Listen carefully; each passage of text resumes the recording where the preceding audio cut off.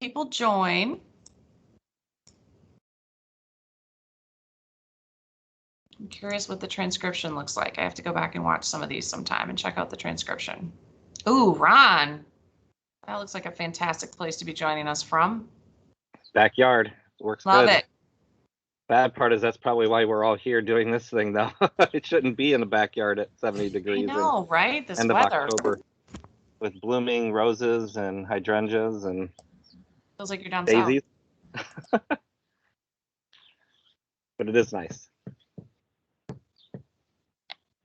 All right, we're just going to give it another minute, let some folks join. I always feel bad when I do roll call and people are still getting on, so we'll just wait a second. We do have a pretty packed agenda today. Looking forward to our conversation around the mobility recommendations. I hope everybody else is too. So, all right, well, we'll go ahead and get started. It's about 1 after. I always like to be prompt. So this is our 9th meeting. Thank you so much to all the council members for all your work. We're gonna kind of rev up here going forward too. So I want to acknowledge the work that has led us to here and the work that we've got going forward. Because there's certainly a lot over the next few weeks in particular. But before I jump too far into telegraphing where we're going to go, I'd like to go ahead and do our usual business. So we'll do attendance, take the agenda and the minutes and put them in front of us. And then move forward with our topic for the day. So first, we'll do the attendance. Hopefully I went slow enough to get everybody on board as you were all joining. So we're going to do it top up alphabetical this time. Ron, you're off the hook until the end. So just letting you know. So we're going to start with Director Paul Adjaba from MDOT, or maybe Niles is on in his stead.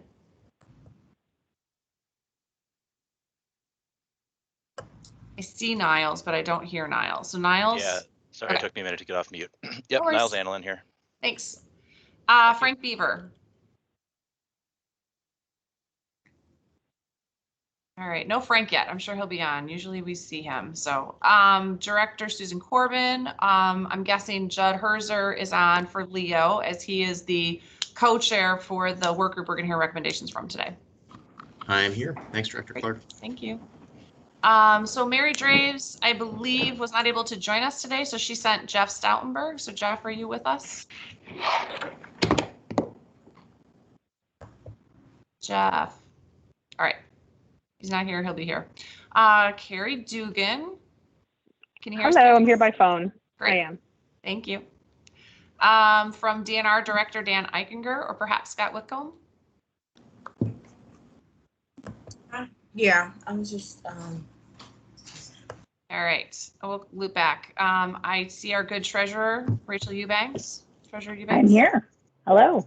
Thank you. Jim Harrison. I think I saw Jim too. I am here. Good afternoon, folks. Hey, Jim. Great to see you. From DHHS, Director Hertel or Megan Groen. Megan's here. Hey, Megan. Brandon Hoffmeister. I'm here. Marnice Jackson. Present. Hey, Marnice. Let's see. Director McDowell or Joseph Rivet from MDART. I'm here, thanks. Great, thanks, Joseph. Phyllis Meadows. I haven't seen Phyllis yet. All right, we'll catch back up with Phyllis. MEDC, Quentin Messer or perhaps Steve McCall. All right, Professor Overpeck. I'm right here. in the middle of my screen. Oh no, I'm sorry. No, that's a good thing. Good to see you. Tanya Pozlowski is not able to join us today. Cynthia Render-Williams, you were on my screen. There you are. Great to see you. See you. Let's see. Phil Roos. I'm here. Hi, everybody. Hey, Phil. Chairman Scripps. Good afternoon, everybody. Let's see. Sam Stolper. Hi, Director Clark. Hi, everybody. Hey, Sam. And Ron Vogelweek. Here. In the beautiful backyard. Anybody join us during roll call who would like to announce themselves? Hey, Director Clark, is Darrell here. Hey, Jarrell. Hey, Director, it's Jeff Stumber from Dow, sitting in for Mary Drake. Hey, there's Jeff. Great. All righty. Let's go ahead and put the minutes in front of us. I'm sorry, let's put the agenda in front of us first. So the draft agenda you got on October 12th, we fixed a date issue, sorry, so you got a revised agenda. So if I can have a motion and a second for the agenda. Motion. Second. Thank you. Any discussion on today's agenda?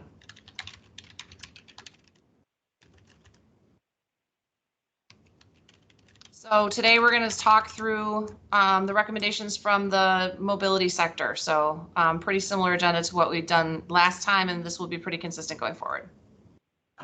All right, all in favor say aye. Aye. Aye. Any opposed? Great, thank you. All right, so let's do the meeting minutes. You've got the September 28th meeting minutes in front of you from October 12th. Thanks again to Darrell for keeping us on task with that. Well, let's put it in front of us first, and then if there's any comments, we can make fixes. So motion and second to put the meeting minutes in front of us. So move. Second. Thank you.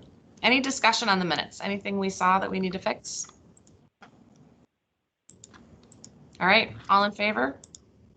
Aye. Aye. Aye. Thanks. Any opposed? Aye.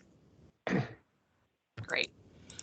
Kimber, do you want to put the slides up if that's a possibility? I know you had the introductory one up before, but I know we've got a couple in front of us that would be useful to ground our conversation.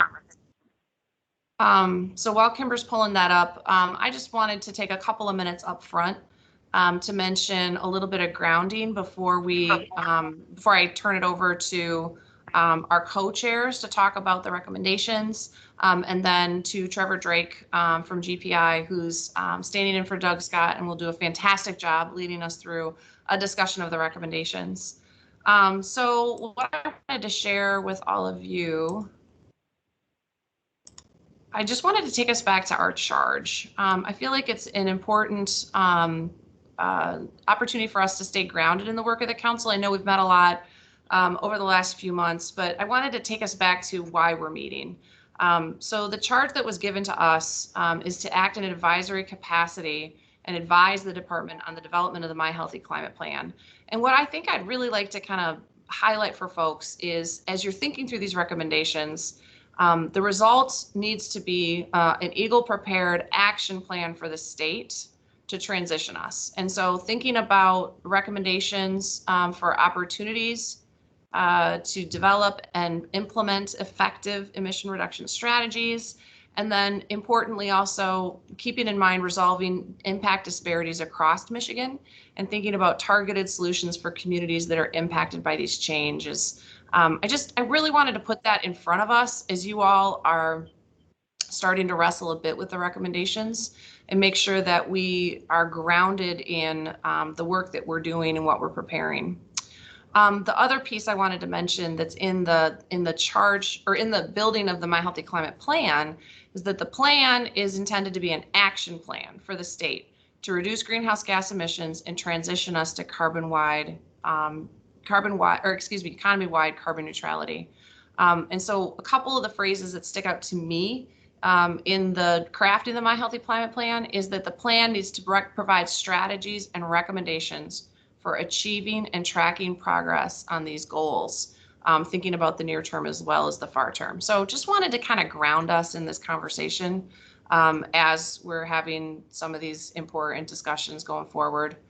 And I also wanted to mention part of the reason, I think about this is we're getting into these recommendation conversations, and we're moving down the path of this timeline to a draft plan to get to the governor, and then kind of finalizing that in early 2022. I wanted to mention to all of you as well, I spent time with the legislature a couple of weeks ago to talk them through the timeline and talk them through the process to give them a little bit of illumination into what's been going on in the work groups, what's been going on in the council, not into content because that needs to come from the recommendation phase, but just going through the kind of process component of it. And one of the things that we've talked with you all about a couple of times has been this concept of some of the white space that isn't necessarily directly captured in the work groups and in the recommendations. And so just want to make sure that as you're thinking about that, you know that we're thinking about that too. And we're going to solicit feedback on one group in particular that has sort of bubbled up through the course of the work groups, and that is around sustainability, waste use, recycling, et cetera. And so interested in folks who might want to self-identify to have a conversation, a small group discussion in that topic area in particular. And, you know, also interested if there's things you're seeing that you feel like need direct attention. So I wanted to mention that up front too. With that, I'd like to take us into the content of the day. Oh, I forgot. I have one more slide. Okay, so I also wanted to ground us back in Carl Hauser's presentation, if you remember, very early on. And I don't want you to spend a lot of time on the numbers and the detail of the WRI data that, you know, puts this slide in front of us. I pulled this slide out of Carl's deck because I feel like it helps us think about the 4 work groups and think about our categories of work. So what we've heard from presenters and what we've heard from council members and then from, you know, the public listening sessions that we've done is that most of our work seems to fall in these categories. So electricity decarbonization, energy efficiency, electrification, and carbon capture. And there's a lot of offshoots, like those are big, broad buckets. In particular, when we get into the energy systems conversation in our next meeting, you know, we'll play with a lot of components there. But I just wanted us to make sure that we're stepping out to the 80,000 foot level occasionally as we're getting into the meat of these recommendations and thinking about how these puzzle pieces fit together to come into the whole. So wanted to take us back to Carl's slide from there.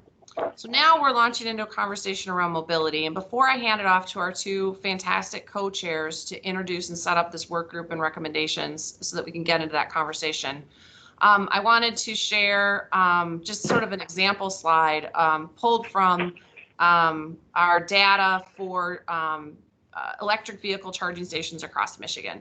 I just thought it would be helpful to have a demonstrative piece to kind of help us think about the mobility transition that we're going through right now. There have been a few things that have been happening from a state perspective, including work at Eagle, as well as shared work with our friends at MDOT, MEDC, and others. So many of you are familiar with the Charge Up Michigan program. I won't go into a ton of detail on that, but that's, you know, behind some of these charging stations, certainly not all. But most recently, I wanted to mention that the state, the governor announced, I think it was at Motorbella, an inductive charging pilot, which will charge vehicles through the roadways. So that's that's very innovative, very forward thinking, but a great place for Michigan to be kind of testing out our prowess and bringing together technology providers with automakers, with others to think about how that works. The Lake Michigan electric vehicle circuit. So the idea here is to have charging stations all the way around Lake Michigan. Of course, you know, the more charging infrastructure we see, the more we have that path that we are traveling together. Also, on the workforce side, we know that there's a transition for our workers as we're transitioning the economy and transitioning to electrification for mobility. And so the governor announced the Michigan Revolution for Electrification of Vehicles Academy, so MyRev, which is housed in Leo. So again, you see all of state government approach in this effort. And then finally, the Midwestern EV Compact, where Michigan signed on with 4 other Midwestern states, Illinois, Indiana, Minnesota, and Wisconsin, to work together and accelerate electric vehicle charging so that that network exists. So I just wanted to mention a few things up front. I think that you should not take these as the be all and end all. I just wanted to show our work a little bit, so to speak, knowing that the types of recommendations that come out from the council and of course that come out from the Council on Future Mobility and Electrification really act as the enablers for a lot of the steps that we need to take. So with that, I would like to reintroduce to you Judd Herzer from LEO, Labor and Economic Opportunity, and Charles Griffith, who's from the Ecology Center. And they were our fantastic co-chairs for this work group and really poured through a lot of information and worked hard to understand the recommendations that were coming out of this group and also to sync it up with what they were hearing in other places like the Council on Future Mobility and Electrification. So this is going to be, I think, a really well set table for the conversation here today that then Trevor is going to take us through in just a minute. So with that, I'm going to hand it over to Judd and Charles. The first is what's called the downstream pipe, and that's the western. Oh, and I'm going to ask everybody to mute themselves. The tailings would be this material behind. Somebody is not muted. Okay, great. We're all muted. All right, gentlemen, the floor is yours. Hey, thanks, Liesl, for the great context setting there, and it's great to be back with everybody again today. And we're pleased to present on the work of our work group and the recommendations that we've come up with to share with you all. I do have just a couple of additional context setting slides that kind of set the course of our work group that I thought I would start with. So if you want to go into the first slide, Kimber. Yeah, I know you've seen this from the previous meeting on this topic, but it's good, I think, a good reminder again that transportation is now Michigan's leading source of greenhouse gas emissions as a sector. The largest source of these emissions are from the light duty segment of passenger cars and trucks, but it's followed closely by a growing contribution from heavy and medium duty trucks, buses, and other large equipment. Shipping and aviation and other smaller vehicles make up the balance of those transportation related emissions. Next slide. But this slide, I think, gives you a sense of the magnitude of the challenge and also the opportunity for meeting our carbon neutrality goals for the sector through the end of this decade.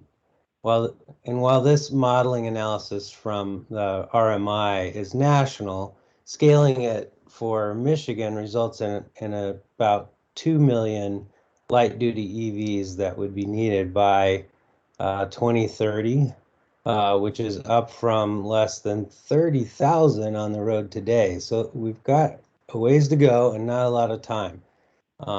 Note also that this scenario includes assumptions about significant reductions in light-duty vehicle miles traveled, as well as a highly decarbonized grid. So all of these need to work in tandem to get to our goals. And with that, I'm going to turn it over to Judd to talk about sort of the process of our work group. Thanks, Charles, and thanks, Director Clark, for the warm welcome.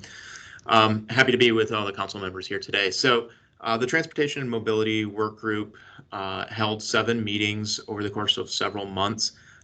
We started by hearing from experts within the economic sector about the role of the transportation portion of our economy in the effect on climate change, creating a shared understanding and hopefully therefore opportunities for consensus on our policy recommendations. Essentially, the recommendations boil down to 2 different forms of policy. One focused on how we can make motorized transportation more green or cleaner, zero emissions, and the other is decreasing the amount of motorized transportation overall, or a vehicle miles traveled reduction focused set of recommendations. And that's how the work group ended up kind of dividing itself in order to divide and conquer the sets of policy recommendations that we had.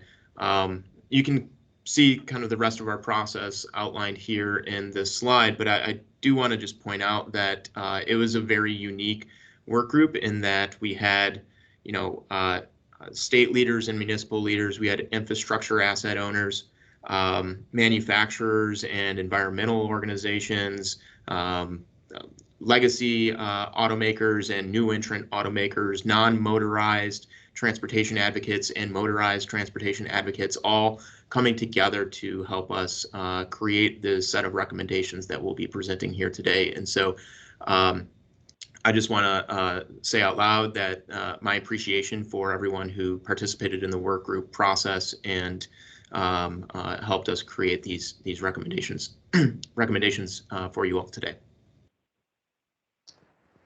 And I'll just also give a shout out to our colleague Brendan Jordan from GPI, who brought in some of his content knowledge and also helped to facilitate one of our subgroups. So let's jump right into the recommendations, shall we? The first one on the next slide, this one was really about establishing strong electrification goals and a vision for the state, backed up with resources for state personnel to support its implementation.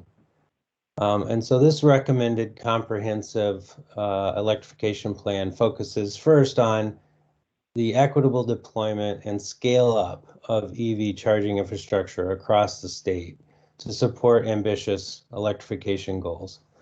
And this includes both light duty and heavy and medium duty vehicles, as well as e-bikes and other forms of micromobility. Now, in addition, the plan includes development of a strategy for transitioning Michigan's auto manufacturing and jobs base to new electric supply chains to make sure workers and communities are not left behind.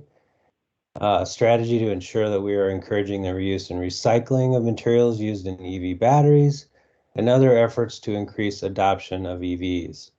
And finally, the plan is conceived of as a multi-agency effort, given the wide array of agencies that need to be in alignment in order to be successful, and significant stakeholder input opportunities. All right, on to the next one. So this next recommendation, again, these are in no particular order of priority, but the second one, in this one, the group focused more directly on accelerating electric vehicle adoption. Now, purchase incentives are a well-known and effective tool for increasing EV adoption, and unfortunately, Michigan is well behind other states, both in actual sales of EVs as well as the availability of EV incentives. So we think there's likely a connection there. And to make matters worse, Michigan imposes a surcharge on the registration fees for EVs that result in them paying more than what comparable gasoline vehicles pay toward funding the roads. So key features of this recommendation include helping to close the premium purchase gap for electric vehicles with a clear preference for incentives to be a time of sale rebate or sales exemption rather than a tax credit. We also agreed that an incentive for dealers would be a good addition to such a program, given their key role in facilitating those sales.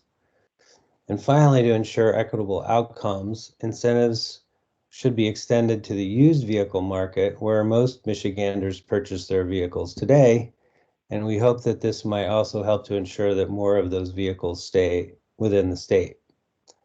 Notably, the Council of Future Mobility and Electrification just recommended a feasibility study of best practices in state incentive programs, including many of the same design features. So we think this will provide additional guidance to policymakers to implement this recommendation. Next recommendation. So this third recommendation supports the adoption of a performance-based policy to reduce carbon emissions associated with transportation fuels, similar to that adopted in several Western states and now being considered by others, including states here in the Midwest. In addition to ensuring that the annual reductions in carbon emissions, a clean fuel standard, or LCFS, would also create a robust revenue source for supporting low carbon mobility options in the state, thus incentivizing more private investment in low carbon fuels and electric vehicle charging infrastructure. And that's really a notable feature. A lot of the other recommendations include things that might cost us some money to implement. This one actually would bring in revenues to support some of those activities.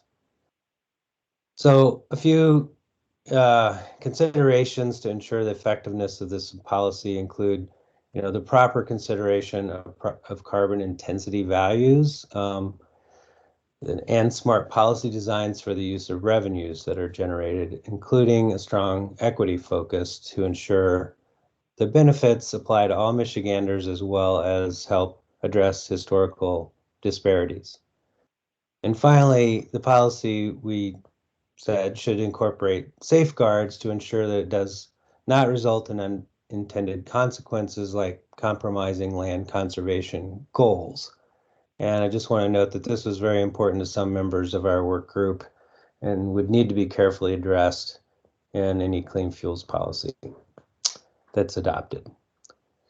I'll turn it over to Judd now to take us through the other two recommendations. Thanks, Charles. And so the next two recommendations are those that are more focused on the VMT reduction side of our work group's policy development process.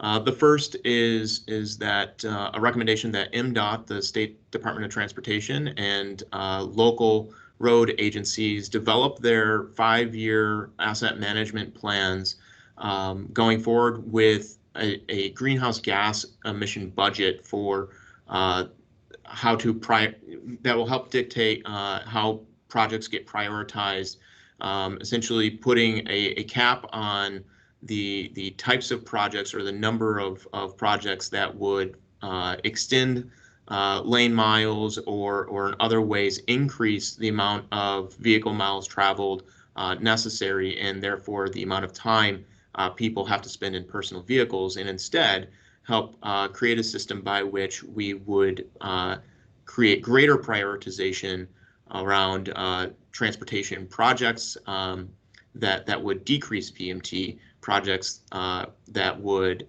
for instance, facilitate transit expansion, addition of bicycle facilities, carpooling programs, more HOV lanes, high occupancy vehicle lanes, and better connectivity to alternative mobility options, especially in more dense communities.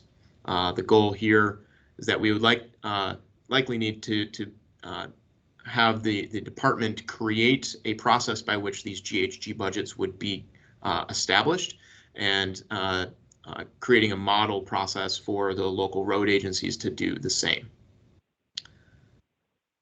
And the next recommendation, or final recommendation of our work group's top 5, is to expand access to convenient zero-emission public transit. Again, State Department of Transportation, local planning organizations, and local transit authorities should be required to develop comprehensive plans to expand access to convenient and accessible, affordable, and zero-emission transit options. The plan should identify the necessary actions and funding to ensure that all residents, both urban and rural residents in the state of Michigan, have access to paratransit services, and guarantees that seniors and people with disabilities have that on-demand or door-to-door ride essential, as well as to all residents in urbanized areas in Michigan have access to a regular local public transit option within 1 mile of where they live. Number 3, having 90% of Michiganders obtain access to a daily passenger rail or intercity bus service within 10 miles of their residency. And finally, having transit vehicles that are increasingly more and more electric, with a goal of reaching 100% new transit vehicles being electric by 2030. One key part of this recommendation that the work group, I think, appropriately recognized is there are very strict statutory constraints around the state's transportation funding model, and therefore it would be wise to, in conjunction with this, create or establish new forms of revenue for the state's transportation system that would help facilitate greater access to passenger transit or shared transportation, shared mobility solutions. I'll hand things back over to Charles, I believe. Or no, I'm sorry. I think I get to continue to hold the microphone. One of the lenses through which we developed our recommendations for this work group is that to increase equity whenever possible, or solve for equity problems whenever possible in development of these recommendations. So you can see here the ways in which we attempted to do that. Really, the primary takeaways I think to consider are threefold. The first is the increases to access to public transit and other forms of mobility, and especially non-motorized mobility, in particular, have a positive effect on the ability to move around in both in the transportation of goods and people in historically disadvantaged communities, but also these are the same communities where we see higher rates of poor public health outcomes as a result of the concentration of greater emissions from the transportation sector. And then lastly, almost all of the recommendations in some way have a positive impact on jobs in the economy for the state, many of which would be associated with where the changes are taking place. And again, whether it's access to transit or support for a transitioning automotive sector, or increased opportunities to be able to move around, we felt like these sets of recommendations would have some very positive impacts on improving equity in the transportation sector. Okay, just last one, and I'll be quick about it because I know we need to get on with your discussion. Again, I think you heard that heavy and medium duty vehicles are an important part of the problem here too. And I just wanted to say, not only from a greenhouse gas standpoint, but also from an air quality perspective, because of the location of many of the emissions from the trucking sector. It's again sort of in the equity theme is very important for addressing pollution in those communities, in those neighborhoods. Again, the idea of no silver bullet. Clearly, electrification is a key theme that is throughout our recommendations, and we do see it as a central strategy for getting to near zero or net carbon neutrality. But it can't be the only strategy. It needs to be supplemented by other strategies around Vmt reduction and cleaner fuels.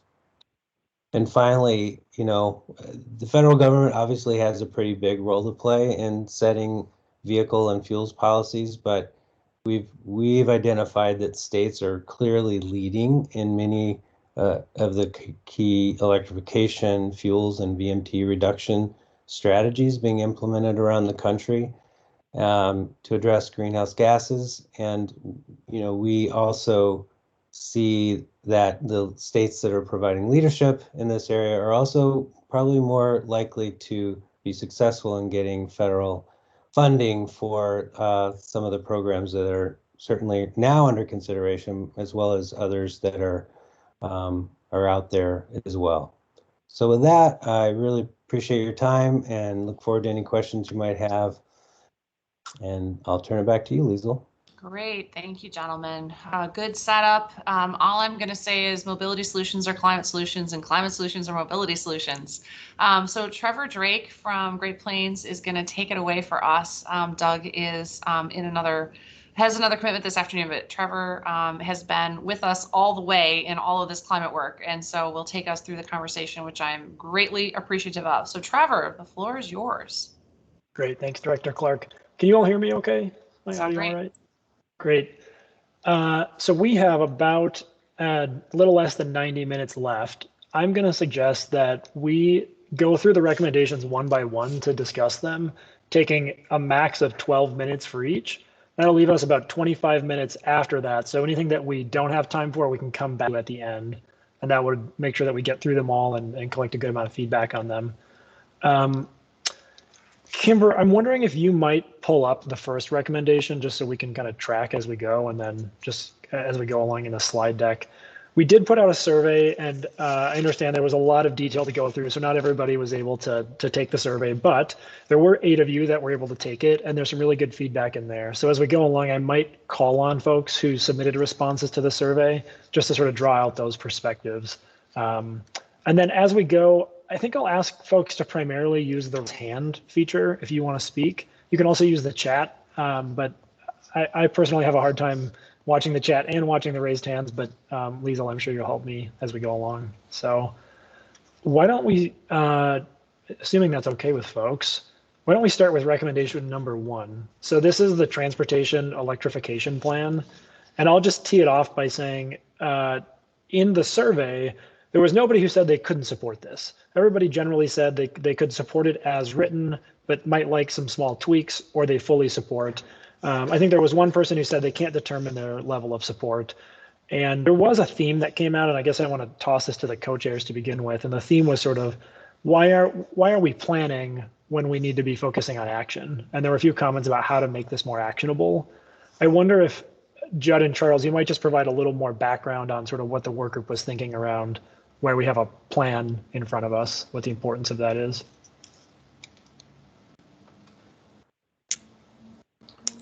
Sure. Judd, do you want to jump in first? Go ahead. I can follow up. Okay.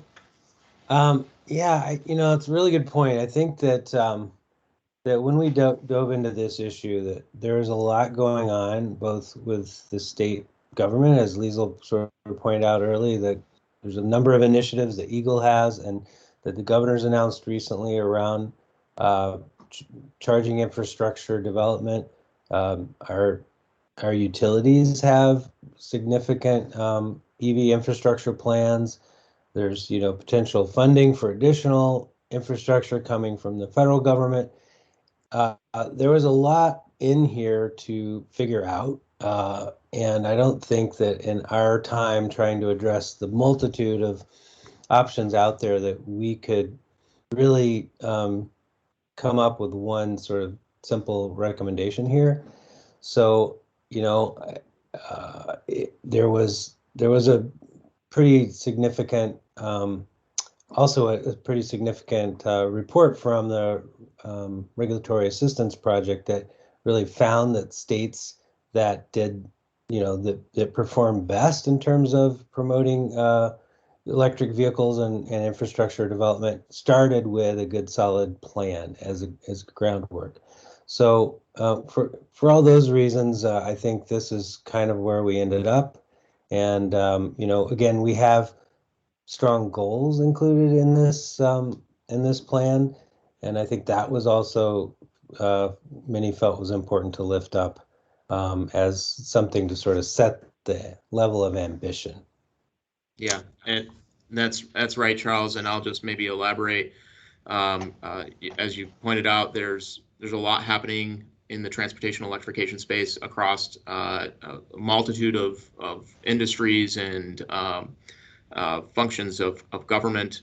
And really, I think what it boils down to from my perspective, from an administrative perspective, is, yes, we could just be developing and funding programs and projects and other work streams across state government, but without a cohesive strategy for how these all fit together, as well as a document that outlines and provides us that guiding or those guiding principles to draw back to, we have no idea if we're actually being successful with the programs.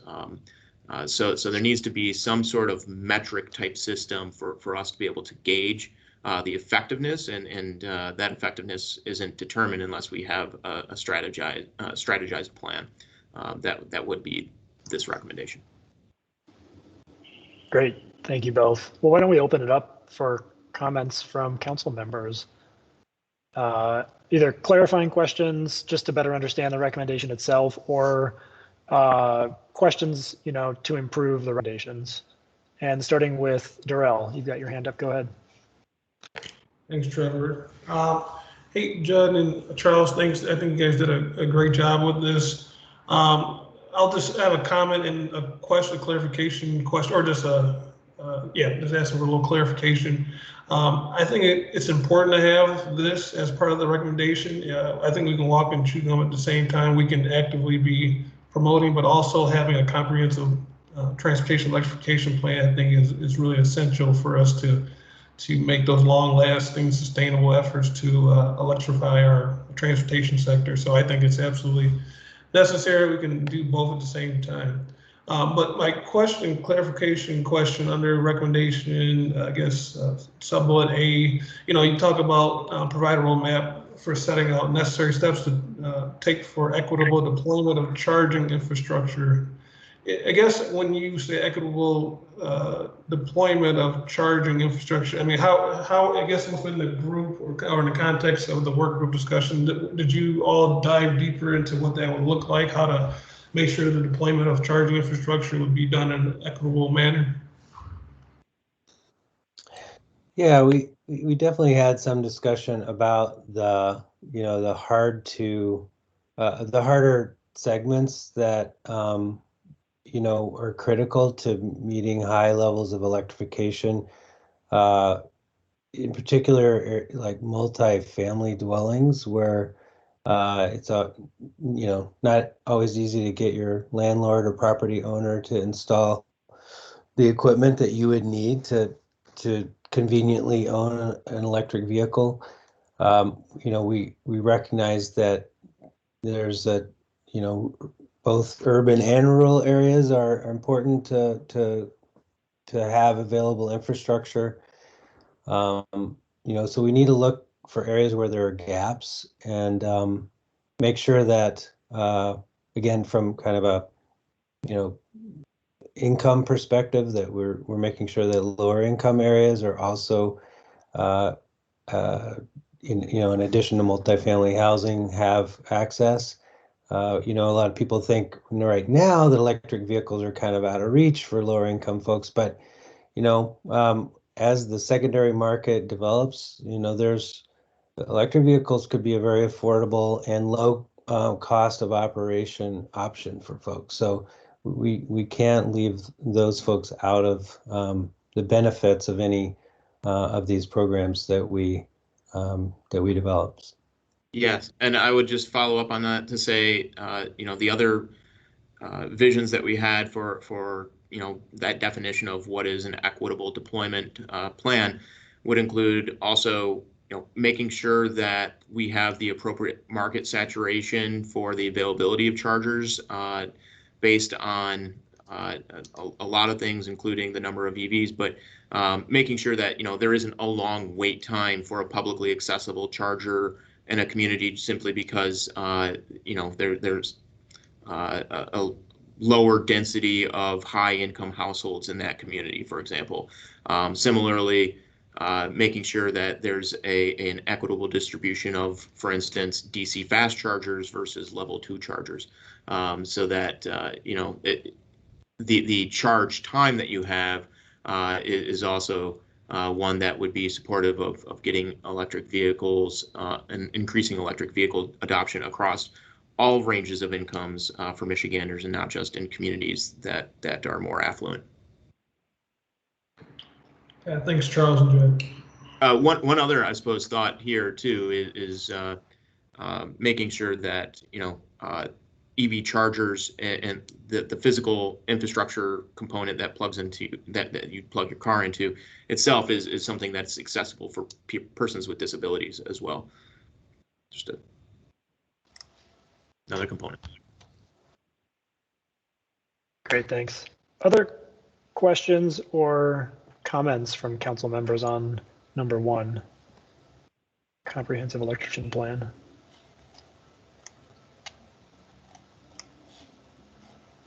Yeah, Cynthia, go ahead. Just a comment. I thought the plan laid out was very well done. Just want to comment with regard to commercial vehicles as we plan out the electrification infrastructure. We should make sure that there's enough space for all types of commercial vehicles, whether you have trailers or whatnot, or your mom and pops that have your everyday business. They may have a longer vehicle. Let's just make sure that when we're advocating space for the infrastructure, that we look at all types of vehicles. Thanks, Cynthia. I really appreciate that comment. Director Clark had mentioned at the top of today's meeting, one of the announcements recently around electric vehicles in Michigan was that multi-state regional electric vehicle compact across the Midwest. That compact is actually initially focused on medium and heavy duty electrification, and so the site selection process for that will focus on where those larger vehicles are, where those fleet owners are wanting to use charging stations, siting them along key commercial corridors. But to your point exactly, making sure that those site locations have the capacity to actually facilitate parking for medium and heavy duty vehicles, which are much bigger than a normal light duty car. So great point. All right, I see Sam next, followed by Griffin. Thanks, Trevor. And thank you both for doing really hard work here with the with these recommendations in the work group. I'm interested in the conversation. I'm really interested in the conversation about equity, especially with regard to the subsidies and incentives that we might be providing. But I guess given that we're on this given that recommendation 2 focuses in a little more on those purchase subsidies, I think in particular, I'll just take this opportunity and given that we're in recommendation 1 to share my main response to that, which is also in the survey responses. I'm one of those people who that Trevor mentioned that thinks there's really nothing wrong with this recommendation. But with regard to that kind of like planning versus action thing, I guess I think this recommendation is to have a comprehensive plan for transportation electrification. I sort of think that that's a good idea for all the work groups, and it begs the question of, are we going to have that analogous recommendation in the other work groups?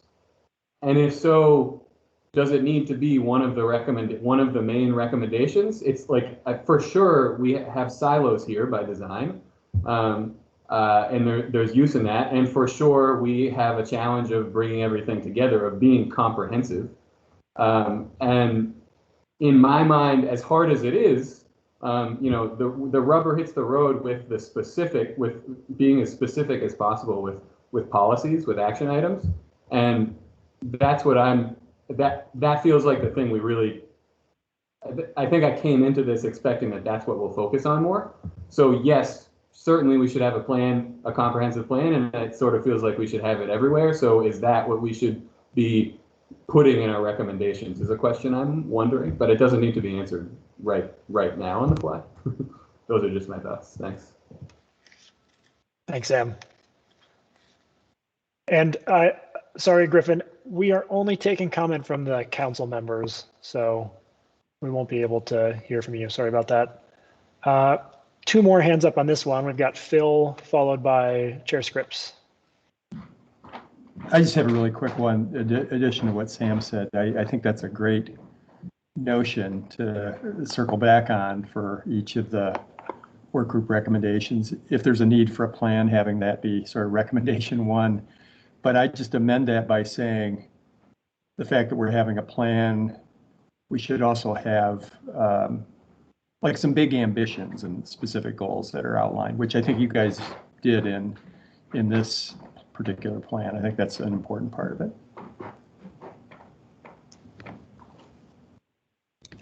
Thanks, Phil.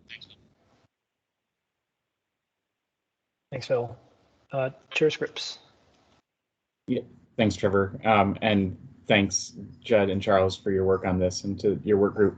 I mean, at the risk of basically saying I agree with what Sam and Phil just said, I agree with what Sam and Phil just said. I think it's important that we have a plan. I think it's important that we have targets embedded in the plan.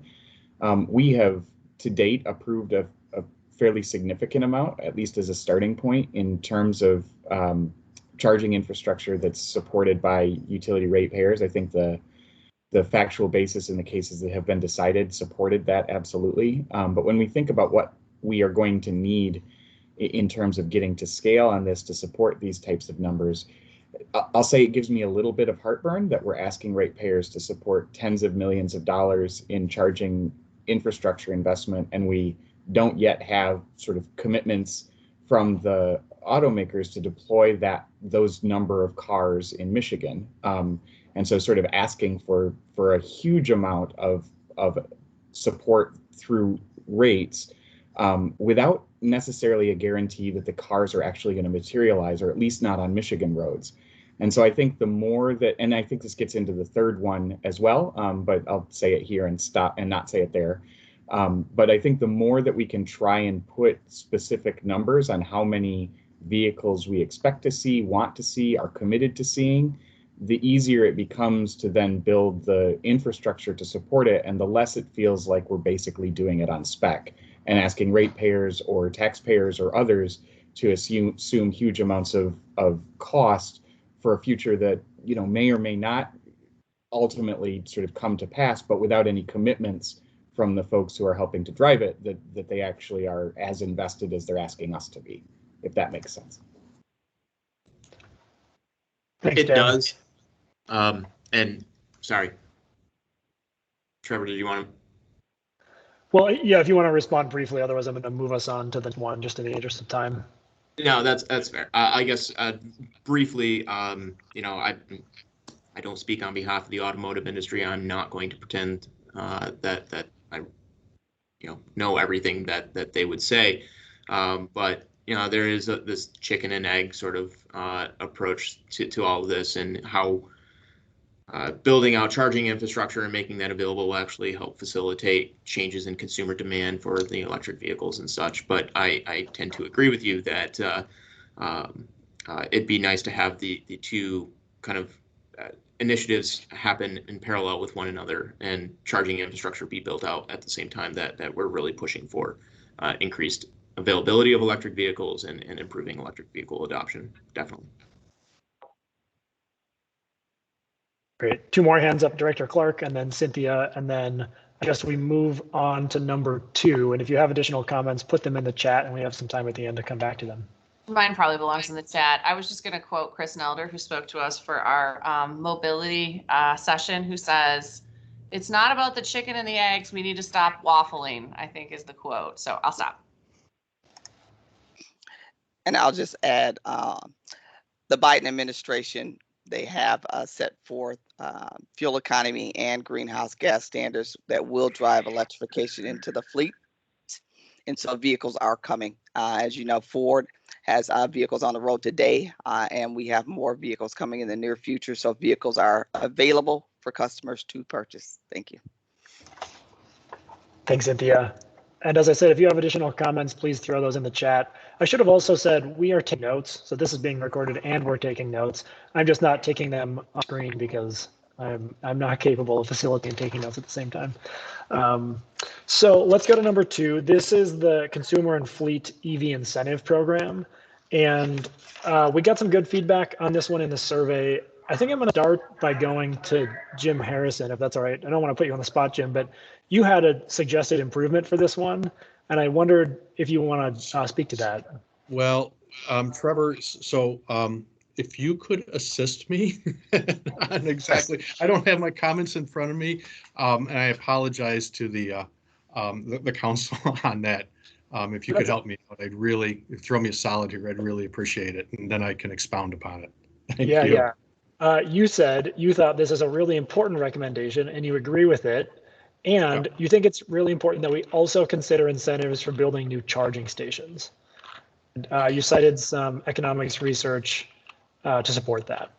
Yes. So I think, you know, this, frankly, I think the first recommendation kind of, you know, based on what was stated earlier, can be like an umbrella kind of recommendation, right? There are lots of things within these recommendations that the work group did a fantastic job on.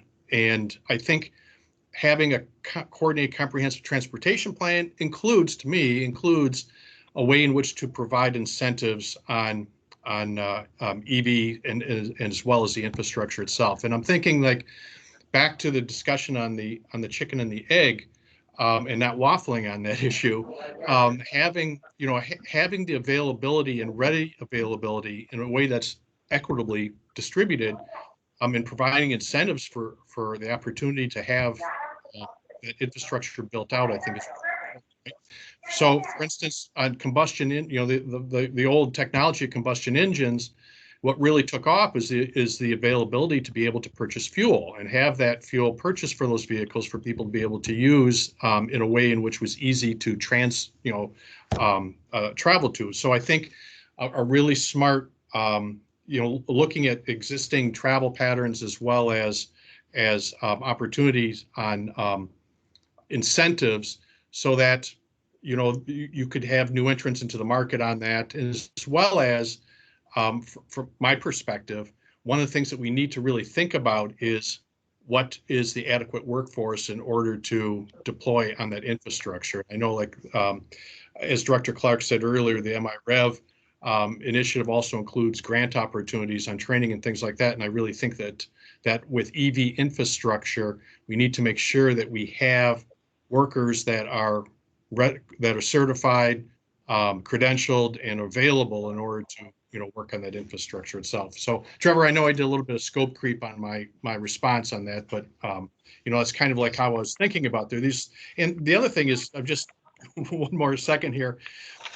There are a tremendous amount of really valuable recommendations, both on the prioritized as well as the ones that are additional. And thinking about what Darrell said on being able to chew gum and walk at the same time, having a comprehensive plan and embedding a number of these, including number 3, into that comprehensive plan, I think also shows that we can put milestones, can be able to do things while we're planning those things out as well. Great, thanks, Jim. And I'll just mention, Ron Vogelweed, you had a similar comment about coordinating EV incentives with charging station incentives. So I don't know if you wanted to speak more to that, or if you feel like Jim captured that.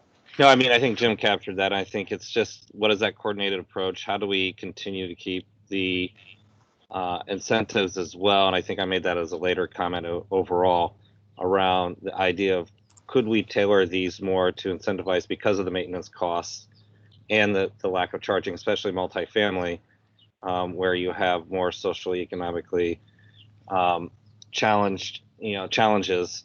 I think, could we tailor one that looks at this in a different way, such that because of the high price, at least for now and in the near future, and they're getting down, it's an impressive job how quickly these are coming down, but how do we incentivize those and limit the program, and also be mindful of the taxpayer dollars and that associated with that, when it comes to, could we have a portion or a section of that focused on driving that into those areas in the communities. So just something to be mindful of as we look at that. I think there was some focus on it, but I don't think we really got prescriptive on how we could carve out certain portions of that to drive that in a more significant manner, with an even more significant, essentially like a credit within a Michigan tax code or something similar. Great, thank you. Well, let's put it up then and see who else has comments on this one or questions.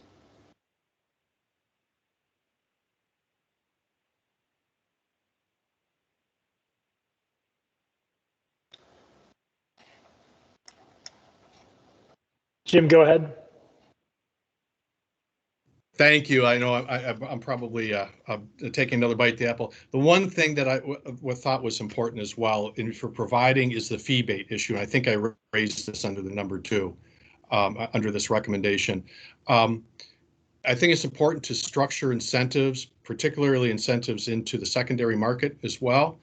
But also for people that do not have any other option than continuing to drive for a period of time, a vehicle with a combustion engine, that I think we really need to think very carefully about if an incentive also includes a fee on the usage of those vehicles, so that we're not ending up with some kind of regressive kind of fee on folks that have no other choice other than the vehicle that they're currently using, particularly in regard to vehicles now lasting 10, 15 years.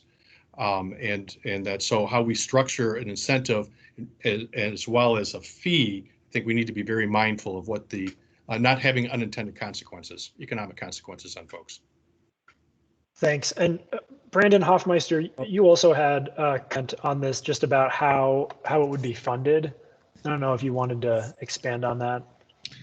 Yeah, just, anytime you make a recommendation like this, I think it can be made stronger if you also provide, I guess this one is one that probably has to go to the legislature, I would assume. I'm not imagining this would be funded through like utility customer incentives through the tax code. But I think whatever mechanism of funding, whether that's the current pot of federal stimulus funding or some kind of long-term sustainability, I think maybe we could think about a solid recommendation to pay for these incentives, ideally in a way that also furthers the transition to zero carbon.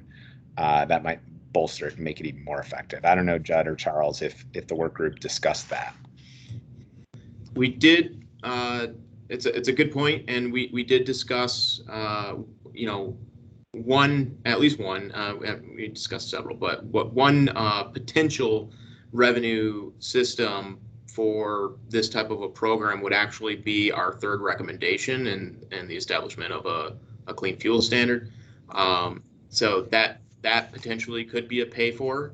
It just depends on, does that produce enough revenue for us that would allow us to create an incentive that actually, touches on that fulcrum point where you're causing a potential EV buyer to actually make the decision to buy the EV or not. Like, is the incentive effective at the value that we're able to afford with a clean fuel standard? But to your point, there's a variety of different ways in which we could, as a state, potentially fund a program like this. From an equity perspective, just for what it's worth, it's much more valuable to have the incentive program operate on a rebate basis rather than a tax incentive, so that you don't have to wait until tax day every year to get that claim back.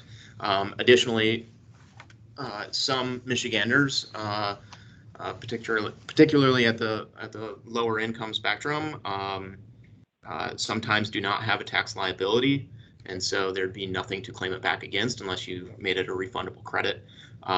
So anyway, a point of sale rebate type of program would be preferable, but also potentially the most costly to operate as well. But it is something that I think, again, goes back to the point that we're trying to make, that we want the incentive program to be its most effective.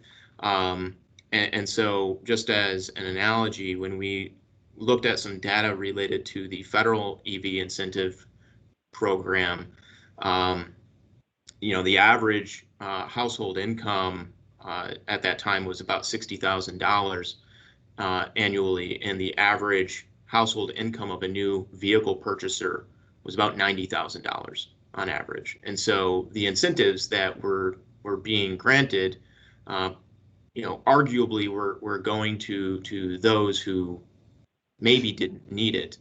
Maybe it helped them make a decision to buy an EV versus an ICE vehicle. But given the slate of vehicle models being produced are expected to be produced over the next 15 years or so, going to see a lot more EVs on the market. And really, if we want to make a difference in Michigan's EV adoption rate, it should be a program that provides at least a greater incentive, or a sliding incentive that creates greater value for lower income purchasers. Thanks, Judd. And there was a similar comment raised. Phyllis isn't here, but she was just asking about adverse effects for low-income populations. And I think you sort of spoke to that in the recommendation a bit, but it's definitely a consideration that the work group through and would need to be thought through more in this.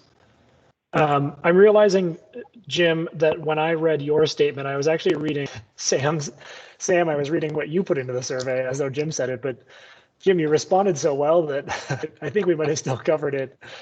Sam, did you want to say anything else, or do you feel like we've covered the piece that you put in? My apologies for that. What you were saying, what you were attributing to Jim one more time?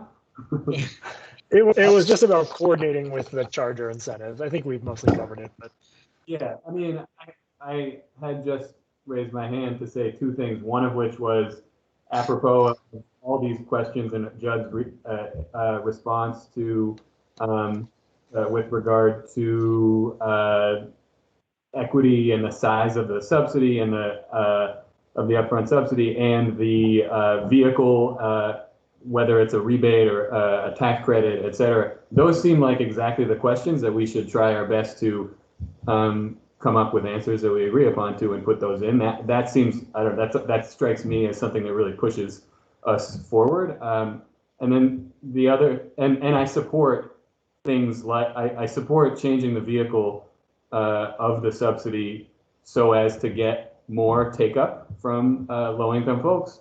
And I support the potential, I support trading off some efficiency for equity by perhaps raising the incentive for poorer people to the extent that that's possible. I understand that that's not necessarily trivial from a legal or bureaucratic perspective, but seems worth it, or something we should discuss, keep discussing. And then with regard to your actual prompt, yeah, that was the second thing I was going to say, which is that Jim touched on it, Ron touched on it, but there's some recent economics research that tries to estimate the relative effect on EV take-up of the purchase subsidy for an EV versus a subsidy for installing a new charging station. And there's interesting dynamics, but where we are in the process of like market diffusion, et cetera, of penetration of EVs and stations, it seems like both of them are really valuable and that we shouldn't just do one, whether or not that comes in this recommendation or elsewhere. Okay, thanks. I'll stop. Trevor, could I just say something about that one? Because I know it's, sometimes when we hone down these recommendations into these buckets didn't all, line up in quite the narratives, that we might have liked it to be. But, I think bottom line is that the work group basically agreed with what you were just saying, Sam, that we need a lot more deployment of of the charging infrastructure.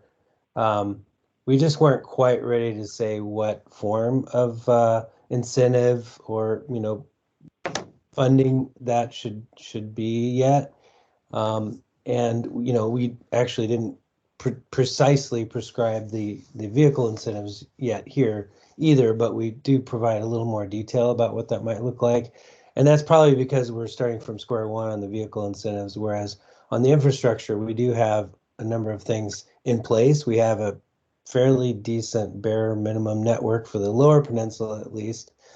But to Brandon Hoffmeister's point in the chat earlier, there was a recommendation in the Council of Future Mobility report that just came out that said, we need a lot more state funding, could be a tax credit or some other form of funding for infrastructure deployment. And we should also ask we should also have legislation requiring utilities to file electrification plans that include, further build out of the infrastructure to meet the need. So there are some more precise prescriptions actually in that other report that, the council might want to try to pull into this one.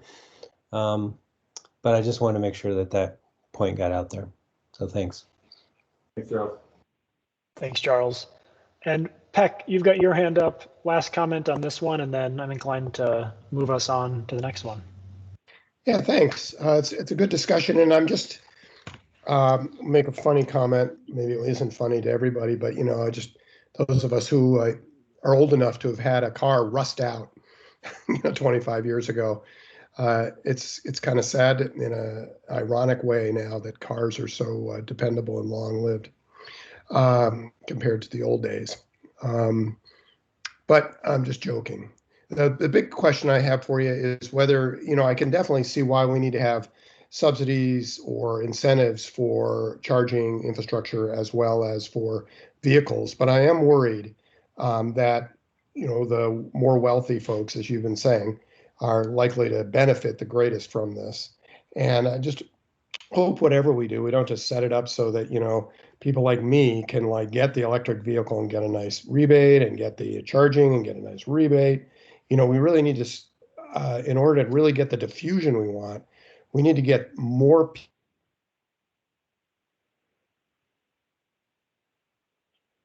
We really should figure out how to do that. I don't know how to do that. But rather than giving more money to fewer people, we need to spread that money more thinly, I think. And I do like the idea, to go back to Brandon's comment, what a utility can do or not. The comment was just made is maybe the utilities aren't going to help us get the vehicles on the road, but certainly the infrastructure, right, Brandon? There's got to be a way we can work collaboratively with utilities to do that and really speed that up. Thanks. Thank you. And I'm just checking to make sure you can still hear me. My Teams froze for a moment. Okay, I'm still connected. Well, in the interest of time, I think I'm going to move us on to number 3. And again, we can come back if you have outstanding questions, and please put those in the chat. So 3 is the clean fuel standard. And we did get some good comments on this one. General support from folks. Although Ron, you had a comment on this one. It didn't feel like you could support it. And I'm wondering if you could just speak to that. I thought it was a nice comment for folk here. Yeah, I'm probably talking out of turn to some degree, and I'm not very well versed, so just take that with a little bit of the disclaimer. But I think, there are federal standards and other things, and as more and more states, and I see it in our industry, and this is where I'm talking out of turn, where you see these disparaging definitions, and they may be minor or minute, but they generate a ton of differentials that actually stymie and don't create clarity for manufacturers in general. So I'm just very cautious on this idea that each state is going to try to accelerate or do different things on different levels. And it can be done well, but there are federal programs for fuel standards and incentivizing,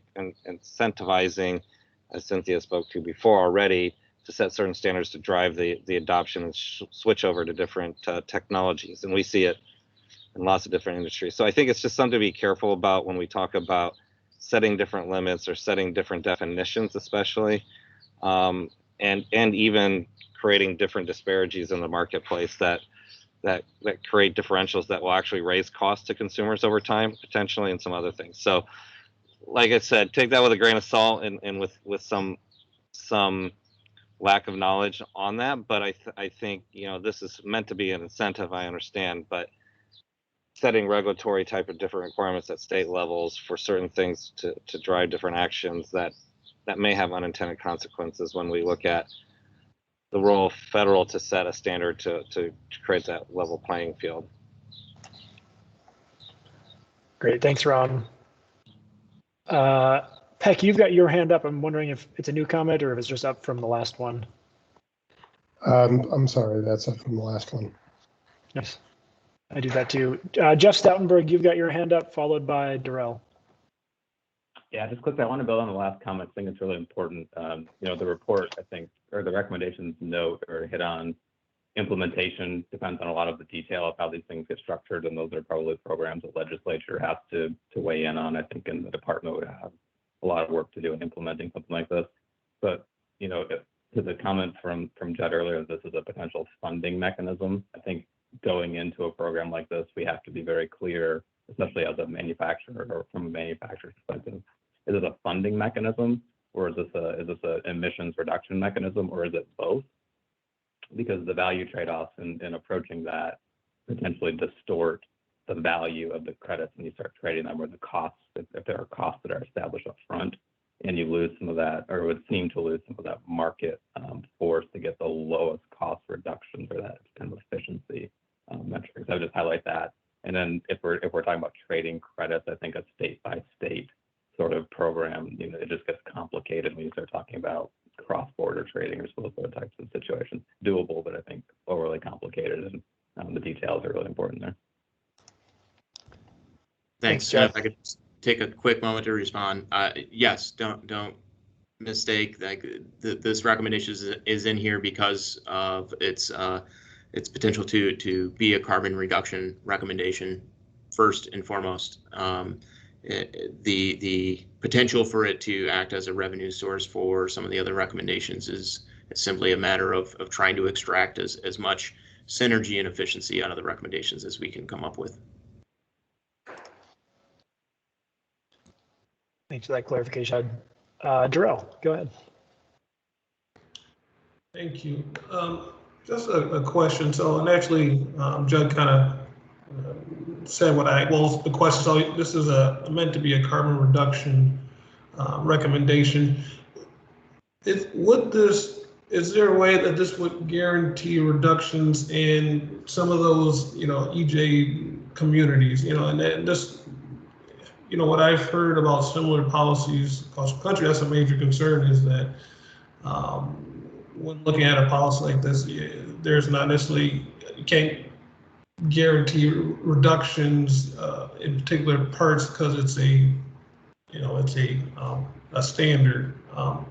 I mean, if the group talked about that a bit, if you did, what were some of the discussions around that?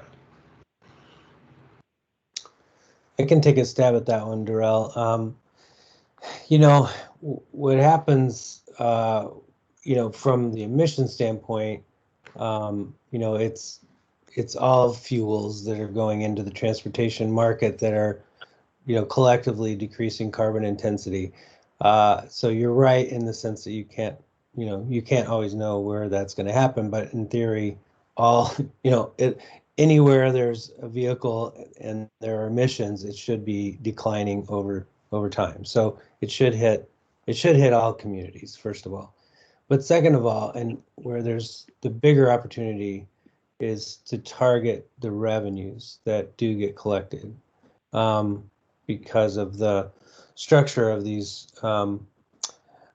programs. There, are substantial revenues that are possible, and they can be directed to projects or emission reduction opportunities, very specifically. And I think that given the charge to our work group and interest of the council more generally, we support targeting as many of those funds toward sort of equity producing projects. So, we could, for example, target heavy and medium duty truck fleet conversions in some of our hardest hit communities, which already have an abundance of air quality challenges. That's very possible with a program like this. So I think there's a lot of opportunity. Again, it comes back to how you design the program, and it could be done without those kinds of considerations, but we're strongly endorsing the idea that it be designed with, a lot of those opportunities prioritized. Yeah, and if I could just follow up with one additional, perhaps lesser point to Charles' overarching perspective that he just shared. But just one other thing that the work group discussed on this point is that a clean fuel standard will help diversify the types of fuels that we're using as a society to run our transportation sector on, and that change alone, that less reliance on a single fuel type will help. Again, kind of across the board to all Michiganders, but there's also that kind of additional or kind of scaled impact on EJ communities that happens, because of that reliance on a single fuel source, from things like, energy, supply disruption, and price shocks that happen as a result of changes in global supply chain. So just the diversification aspect of loan, or in addition to what Charles was saying, kind of has an equity impact as well.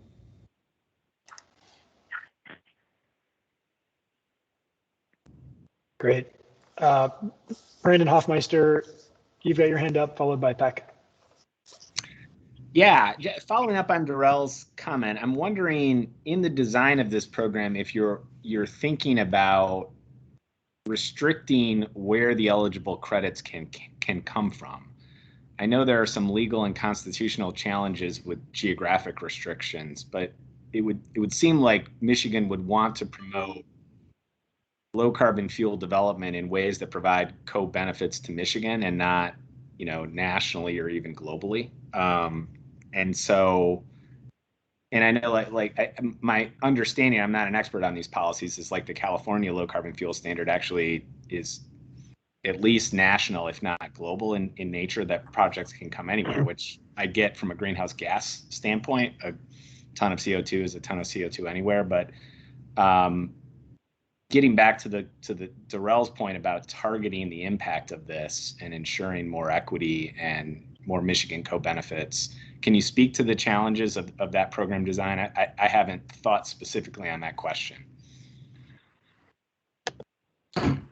I think there are a variety of ways in which something, that sort of an outcome can be achieved. And, we didn't go so far as to make a specific recommendation on that either, just given that holistically how you would design the program would really determine the need for something additional or how that would actually shake out. But to your question, yes, redlining is an unconstitutional policy, legislative development tool. But we've seen in state statute a number of ways in which those types of outcomes can be achieved. There's you can't say, for instance, the city of Detroit, but you could say, municipalities with populations over a certain threshold, which basically creates the opportunity for an open class. So any city, any municipality could potentially grow to be that size, and therefore it's not specifically for one particular area of the state. But for all intents and purposes, it could be done that way, and we that type of language is used in state revolving loan funds for local stabilization. It's done in education policy. It's done in tax policy. Yeah, just to clarify, my comment was less on that. I understand there are ways to do that constitutionally. I was thinking about what lawyers would call the dormant commerce clause and state laws that would attempt to restrict benefits just to within the state of Michigan. Might run afoul of federal constitutional limits. And so I think that's probably, we don't need to figure that out today, but it's probably, if the state embarks on this, an important design consideration comes up in state renewable energy laws. It probably also should be something we think through for low carbon fuel standard. Sorry, the law professor in me is probably getting us down a rabbit hole, so I'll stop there. No worries. Peck, you had your hand up next, followed by Phil, and then I'm thinking we should move on. Okay, I can go quick. What I'm worried most about is related in the sense that it doesn't sound like we have the modeling done yet, and we maybe need to recommend to Eagle to do this, to really look at the potential conflicts between this kind of recommendation for more clean fuels or biofuels and other things. And other things include deployment of solar on farmland. We're going to need a lot of that. And it might be harder to do if we're subsidizing biofuels. Also, commodity agriculture, corn for biofuels seems to be causing quite a bit of environmental problems unrelated to the air pollution energy benefits. So I'm thinking mostly nutrient loading of groundwater and surface waters and what they do to surrounding Great Lakes, perhaps. You guys haven't taken that into account, I don't think, in what I've read. And should we be recommending that that be done before we take a dive into this one? And of course, it relates to what Brandon was just talking about. Yeah, sorry, Peck, I was gonna mention this before, but I think the safeguards language we have in there, I think it was intended to address the concern that you talked about having unintended consequences. So again, we could design into a policy, some way to address that or to restrict certain fuels that are, that are perhaps problematic from some other perspective that the state supports. I know that, from modeling that I've seen elsewhere that, corn ethanol in particular is still somewhat limited by the current blend walls. Like it's primarily only sold as a blend in with gasoline, so you can't really increase it above that 10%. And if this policy actually is successful, we'll have declining consumption of gasoline and petroleum-based fuels. So even that blending opportunity starts to go away. On the diesel side, it's a little more open-ended because there's, you can have drop-in fuels there that produce renewable diesel or biodiesel. And so there could be a need to, have some restrictions if there was any perceived conflict on, producing too much of that for transportation fuels versus, say, for other, food crops or something else. So again, comes back to design. You can include, limits in any of these policies that you want, but it's primarily, at least initially, in design, aimed at reducing the greenhouse gas emissions associated with the fuels based on some kind of carbon accounting. Great. Director Clark, you got your hand up. Thanks, Trevor. I think something to think about as we're shaping what our language would be is that, this council has the ability to state things at a high level. And I appreciate the expertise of everyone, in particular because you all are amazing, because in these council meetings, one of you will have really deep expertise and somebody else will say, well, this isn't my area, but then bring really important angles to light. And so I think that's the benefit of having people with different backgrounds where, sometimes you might feel like you're getting up to speed in a meeting and somebody else feels deep, and then vice versa in another meeting.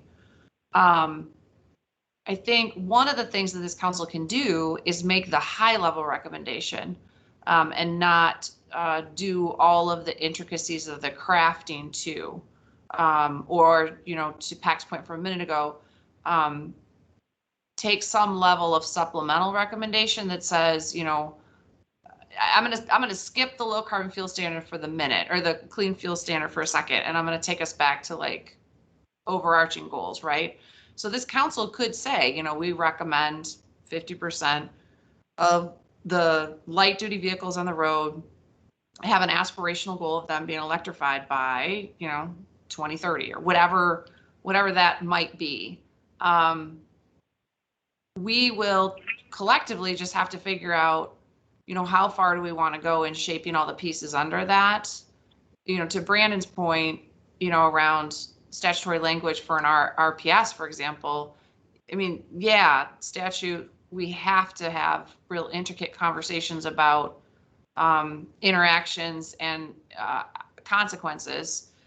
We certainly do with goals as well, but I do think that the benefit of a goal is it can help us move in a direction without having the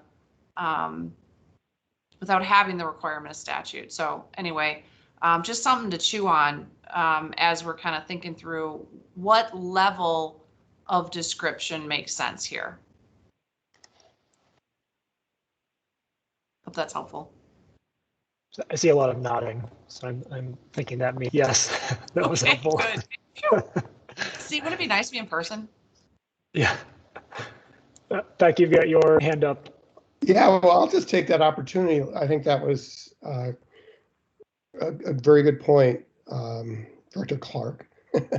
But I'll go even bigger. I'll go up to 80,000 feet here, and I'm just wondering if anyone else is feeling like I'm a big believer in complex systems and tipping points. I mean, it's part and parcel of my field, climate science. And that's what we're most worried about. But there are positive things to tipping points. And that is what I constantly think about is how do you get society to just be irreversibly hooked on a lower carbon world? And I wonder if there is benefit in our making recommendations or thinking about how we do that. In other words, maybe we should just be all in on electrified mobility and not get into, trying to solve the emissions problems with, antiquated, 20th century technology. In other words, instead of worrying about the combustion engine, let's just get everyone hooked on electrified mobility, and as fast as we can change the whole fleets.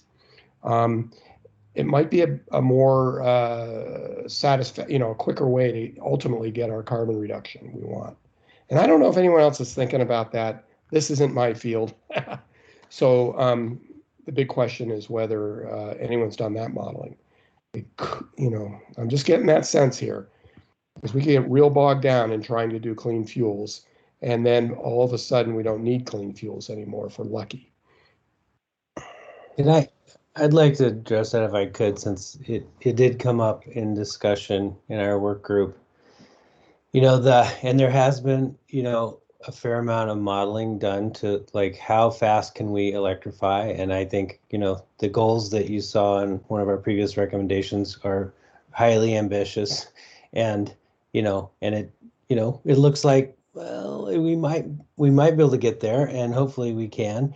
But even at that high level of ambition, if you look at the modeling, it takes still a couple of decades to get, even half of the vehicles on the road, or at least the mid 2030s to get half of the vehicles on the road electric, because of the latency period of, the vehicles that have previously been purchased. It takes 10 to 15 years for them to cycle out of use.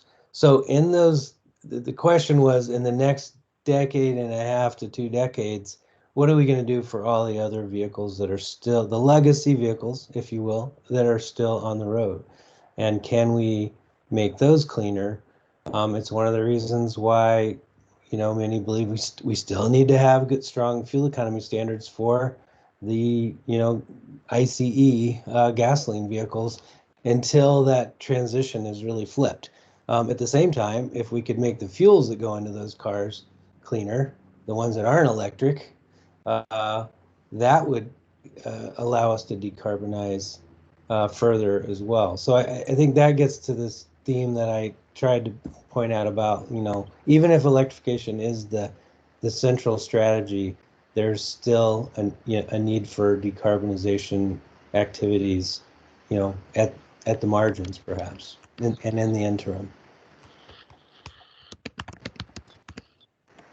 Thanks, Charles, and thanks, Beck, for bringing that up. I think that was a good point of discussion. I'm going to move on to number 4 in the interest of time. But again, if you have more comments on this, put them in the chat. 4 is greenhouse gas emissions budgets for the Department of Transportation and road planning agencies. There were some questions about, like several people said, what does this mean in practice? And I wonder, just to kick this one off, Judd or Charles, if you could just very briefly kind of tell us about that. Like what does this really mean in practice? What's due if MDOT and road planning agencies set greenhouse gas emissions.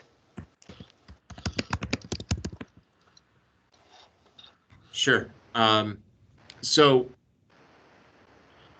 and maybe just I might ask you to rephrase the question if I don't hit the answer on target, Trevor. But you know, a greenhouse gas emission budget for a transportation planning organization would act as either a substitute or supplement to the current methods by which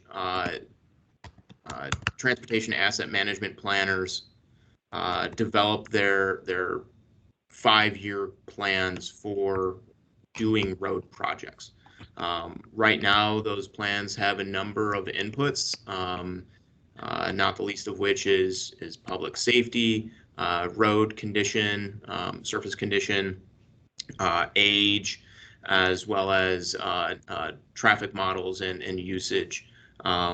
This would be another feature that would hopefully be a primary calculation in how those 5-year plans are put together, and essentially meaning over the course of that 5-year plan, there is a set amount of GHG budgeting that would be permitted, and the 5-year plan would have to adhere to that volume, that amount, and anything that would increase the greenhouse gas emissions from that transportation plan by, for instance, adding new vehicle lanes and increasing the amount of time that people have to travel on the roadway, would have to come at some sort of increased reduction in VMT through other parts of that 5-year plan, meaning investments being made in shared mobility solutions or increased pathways for bicycle lanes or pedestrian or other non-motorized forms of mobility. Thanks, Judd. I think you did answer the question, and I found it really helpful. I'm hoping for council members that had that similar question that you found it helpful, but you can keep us accountable and let us know. So let's open this one up for comment or questions.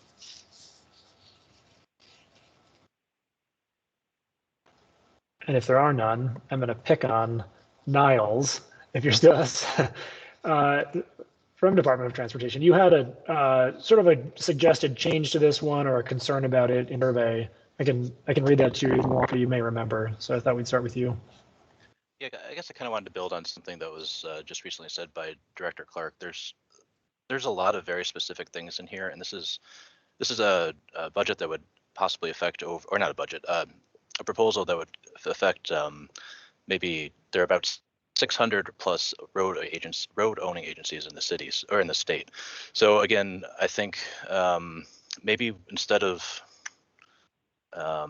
maybe just raising the level of discussion a little bit more on this one as well.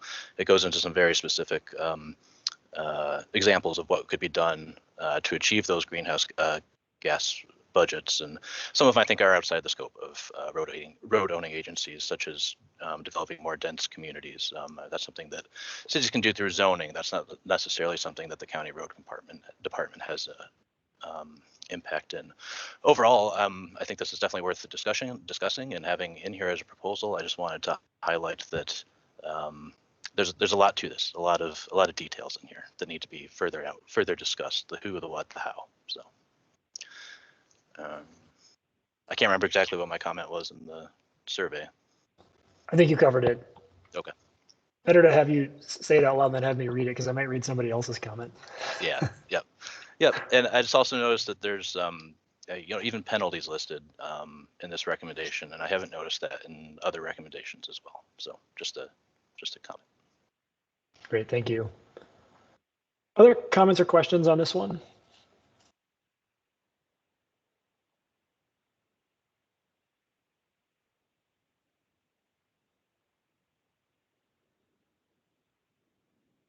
If not, keep us moving. Yeah, Brandon, go ahead. You got your hand up.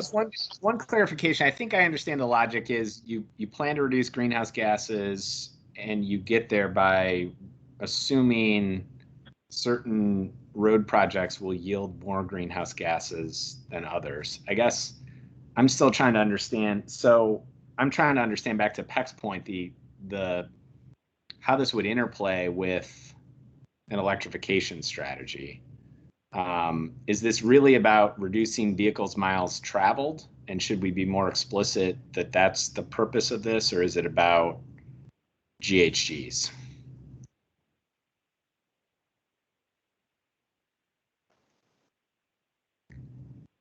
So the work group developed a variety of recommendations focused on both. I think there's two primary ways in which we're going to reduce emissions from the transportation sector, and one is by encouraging greater adoption of cleaner forms of transportation, but second is reducing the amount of transportation or vehicle miles traveled that occurs.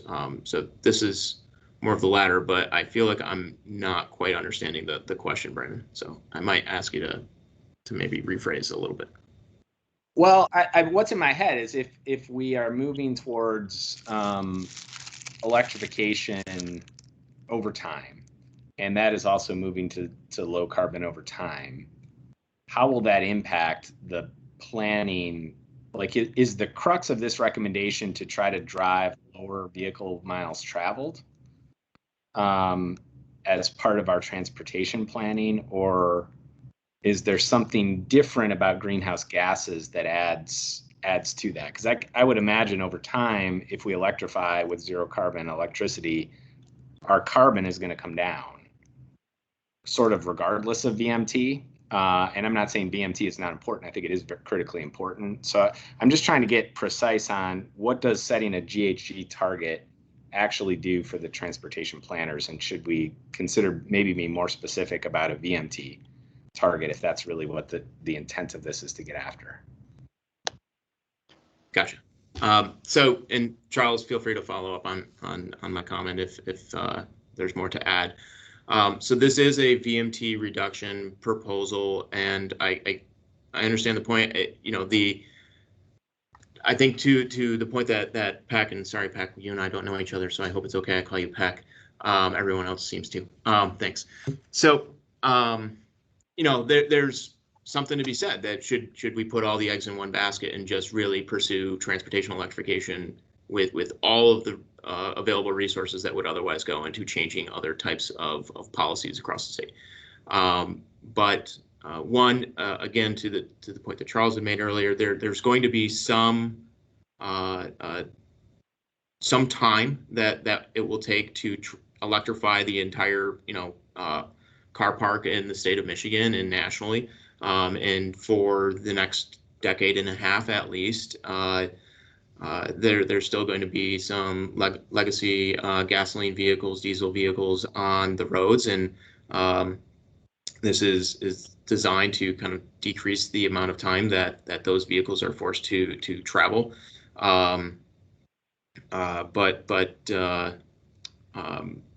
Yes, at the same time, I understand the point. I think that we could just instead be focused entirely on electrifying everything.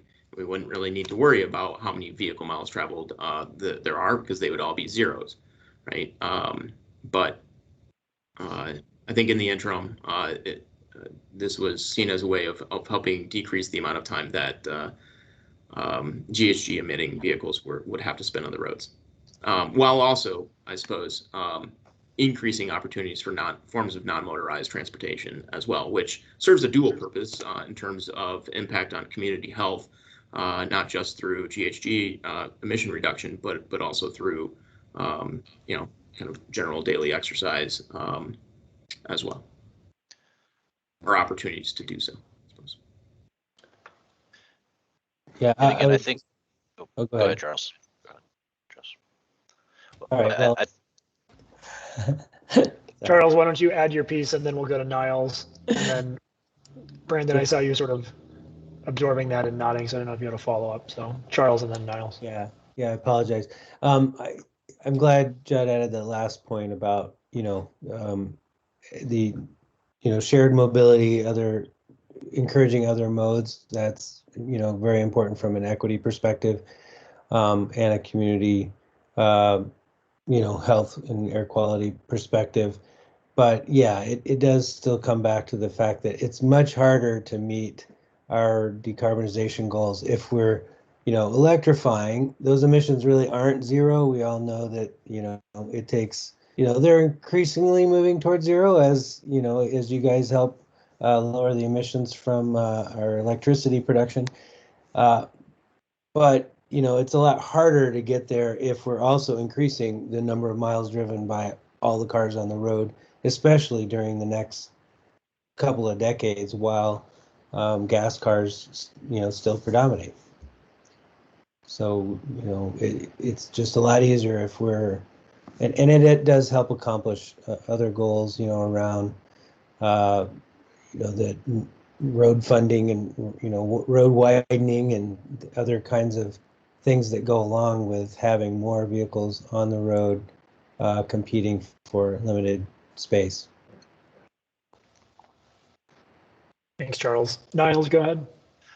Yeah, and I guess I was just trying to clarify that maybe this just needs continued discussion. Like I said, the details of how and who, there's a lot there. So not making an opinion one way or another on this, just saying this is a big issue. This is a big question. Thanks. Looking for hands, I'm seeing none. Thinking we should move on to the last recommendation. We've got about 14 minutes left. Darrell, last comment on this one. Go ahead. Just one quick question. This is a ignorant question, but I know that recommendation is targeted towards MDOT and local roads, and knowing that there's a million jurisdictions in Michigan in terms of different roads. Did you all think about like whether or not that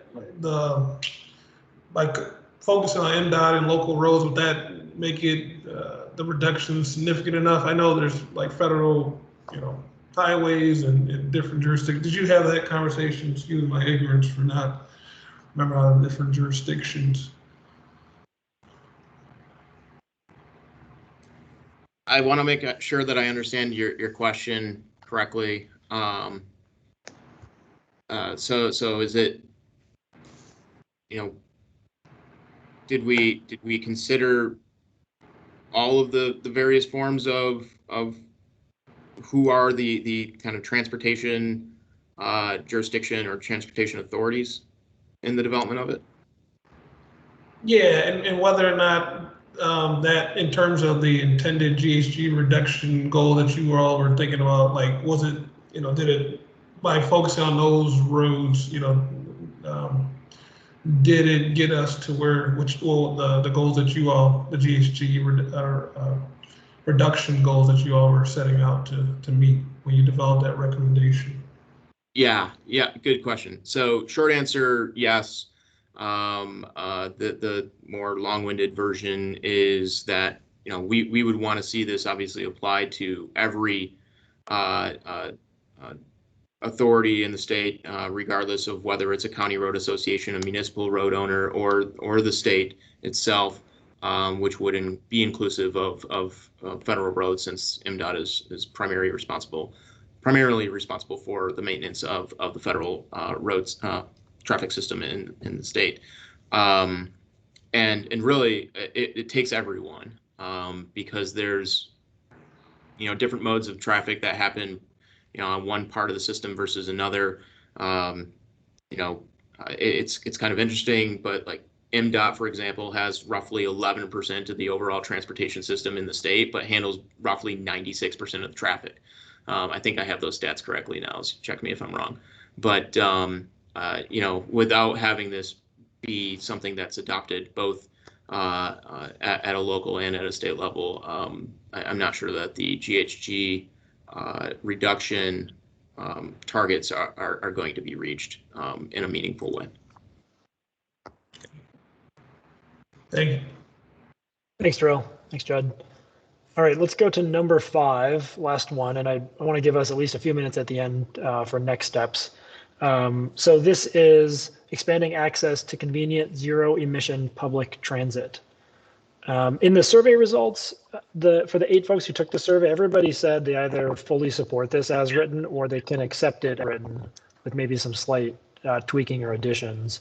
So I think rather than go through those, why don't we just open it up for questions or comment on this one?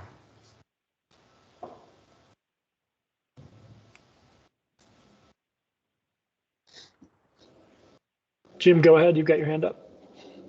Oh, I was on mute. Sorry about that. Thank you, Trevor. So I was one of those 8 that fully support this, and I recognize how difficult a comprehensive transportation strategy would be for across a number of jurisdictions and that kind of thing. And I know that in Michigan, this has been an ongoing area in which there are opposing viewpoints on interregional transportation and things like that. But clearly, I believe that some attention really needs to be applied in relation to planning for public transit. Looking at the data, I think there was data shown on one of the slides in relation to the amount of people in particularly urban areas in Michigan that do not own vehicles, and that this is a way in which to reduce both emissions as well as providing transportation and options for people to be able to get from point A to B. Certainly can help people have a better economic outcome in relation to where jobs are and their ability to do that. And myself, just from a personal point of view, I traveled from Port Huron to Dearborn every day for 12 years, and would have, if had the option, would have taken, public transportation from that, light rail or something, for that 72-mile distance back and forth, and been able to be much more productive.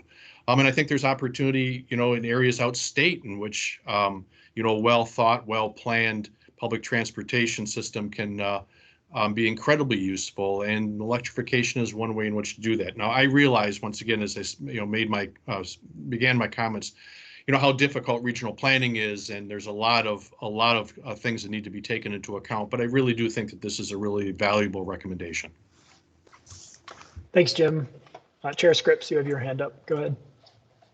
Yeah, I agree certainly with Jim. I guess the only thing that I would sort of say in terms of trying to refine this is, and I wholeheartedly agree with this, but I also, I'd encourage us to focus on where we get the biggest bang for the buck. I thought the goals that Charles and Judd articulated in the opening in terms of proximity for every Michigander, or 90% of Michiganders to public transportation options was great.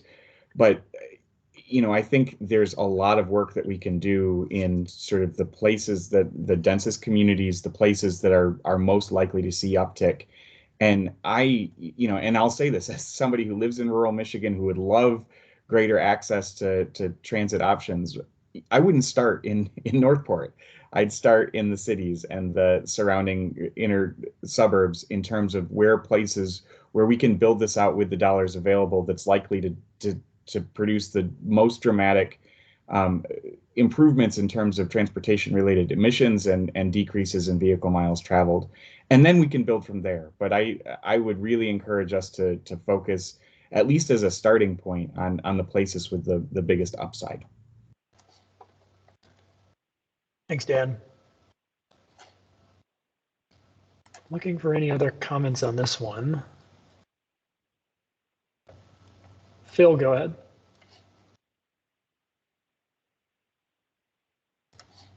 Phil, you might be on mute still. I think you are. Sorry about that. No worries. This is a comment that goes across the 5 recommendations. I think it goes back a little bit to Peck's point. I know the final recommendations, they're going to be modeled in hopefully some kind of sophisticated way, but I'm yearning for kind of a swag on some of these, like in a bar chart, best guess or range of GHG reductions, if you just take that for the 5 different areas. You kind of set up the frame at the beginning that shows here's how far we get with electrification, and then here's what VMT is assumed, and you sort of got like a very high level expectation for each of these, so I can see why all 5 of these are rightly included in the recos. But I just wonder about that. If, if we were to reconvene or in follow-up work, could we roughly put some ranges of numbers against each of these? Or is it too early to do that? Thanks, Phil. Seemed a fair question, and maybe something for the planning team to think about. And with that, I might actually just turn it over to Director Clark to talk about next steps, and maybe there's a response on that point. Yeah, sure. Happy to take it. So great conversation today. And, Phil, I'm certainly in the same place as you are, especially as we think about these overall. It'd be nice to have a feel for what has the biggest impact, right? So what sort of, which recommendations and what to put force behind in order to make the most progress. So I hear what you're saying for sure. I think we'll have to noodle on that a little bit to figure out what sort of resources do we have, and then, how do we put those pieces together. I know that there's also a lot of resources represented, not only by council members, but also by people that have participated in work groups and in other places. So another really good conversation. I appreciate the participation in the survey ahead of time too.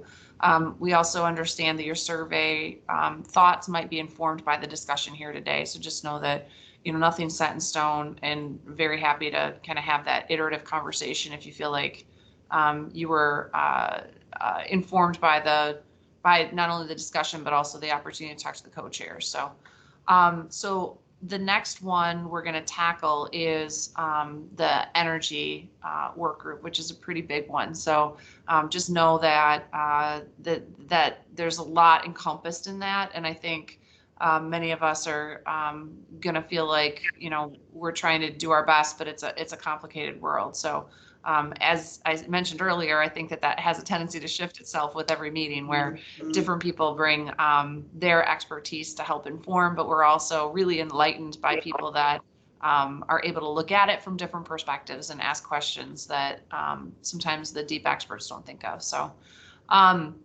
you'll receive materials, I think, yet this afternoon, if not early tomorrow, because we're back together quickly, folks. So we've got a few pretty close together in a row. So next week on Tuesday, the 26th, we've got from 3 to 5, we'll do energy systems. And then on Monday, the 1st, we go from 1 to 3, and we're working on energy intensive industries. And then there's a little bit of a lull to take us up to November 23rd, where we're going to cover natural and working lands. So just appreciate folks knowing that there is a lot coming at us. But you all said that you thought there was more engagement to be had. So now you're getting your wishes. So appreciate your perspectives and support on all this. As I mentioned up front, we are interested in a small group discussion on circular economy, recycling, and food waste. So if folks are interested in that, you can send an email message to eagle-climatesolutions@michigan.gov. I'll put it in the chat. And we will absolutely reach out. You can always, reach out to Kimber or I, or how to find us. But I just put the email in the chat, and then I think we'll probably try to fit it in the small group conversation probably after November 1st. Just thinking about what rhythm we've got going forward. So as I often share with you, especially for those not council members, but others who might be following along who may have not participated before, our materials are on michigan.gov/climate. So you can find meeting recordings as soon as they're available, which is usually the day of. You can also find past meeting recordings and all the past presentations that are down at the bottom in the tabs there. So hopefully if you're poking around, you can find what you're looking for. If not, please reach out. We want comments all the time. And so you can send us emails at eagle-climatesolutions@michigan.gov. So the same email I put in the chat. Comments specific to transportation and mobility to the work group that we discussed today can go to eagle-transport-mobility-climate@michigan.gov. I'll put that in the chat. And yeah, I think I covered. I think those were all my details. Unless Trevor, there's anything that you knew of that I missed. No, I think that's it. Yeah, we'll be sending out the same sort of survey for the G systems work group. And I'll just say, I know there's a lot of detail. Anything that you have time to put into that survey will be help. As you saw, we're kind of using that to help structure the discussion. So appreciate you're able to contribute. Yep, and I see Phil's note. Yes, outstanding work, Charles and Judd in the work group. So I continue to just be so impressed by all the material that was covered in the work groups and the way that our co-chairs are bringing it back and making it digestible. So thank you to those participating in the work group, to the co-chairs, and certainly the council members. So with that, it's 3 o'clock. Look at that, right on time. Thank you so much, everyone. We'll see you soon. Thanks a lot. Goodbye. Thanks, everybody.